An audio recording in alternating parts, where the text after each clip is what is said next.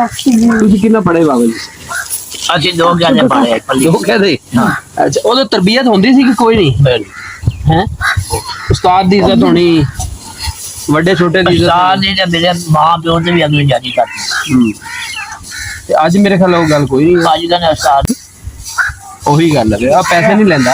ਹਾਂ ਬਿਲਕੁਲ ਸਹੀ ਹੈ। ਅੱਗੇ ਮੌਲਵੀ ਦਰਸ ਪੜਾਉਂਦੇ ਸੀ, ਪੈਸਾ ਨਹੀਂ ਲੈਂਦੇ ਸੀ, ਤੇ ਪੈਸਾ ਨਾ ਲੈਣ ਦੀ ਵਜ੍ਹਾ ਨਾਲ ਮਤਲਬ ਇੱਜ਼ਤ ਕਰਦੇ ਸੀ। ਮਹੀਨੇ ਦੀ ਕਿੰਨੀ ਵੱਡੀ ਉਹਨੇ ਕਰਦੇ ਸੀ। ਬਿਲਕੁਲ, ਲੋਕ ਵੀ ਇੱਜ਼ਤ ਕਰਦੇ। ਇੱਜ਼ਤ ਕਰਦੇ ਹੁਣ ਦੇਖਿਆ ਅਸੀਂ ਮੌਲਵੀ ਨਮਾਜ਼ ਪੜਾਈ, ਹਰ ਬੰਦਾ 5 ਮਣ 2 ਮਣ ਉਹਦੇ ਘਰ ਕਣਕ ਪਹੁੰਚਾਤੀ ਜਾਂ ਕੋਈ ਰਾਸ਼ਨ ਪਹੁੰਚਾਤਾ ਬਗੈਰ ਪੁੱਛਣ ਦੱਸਿਆ।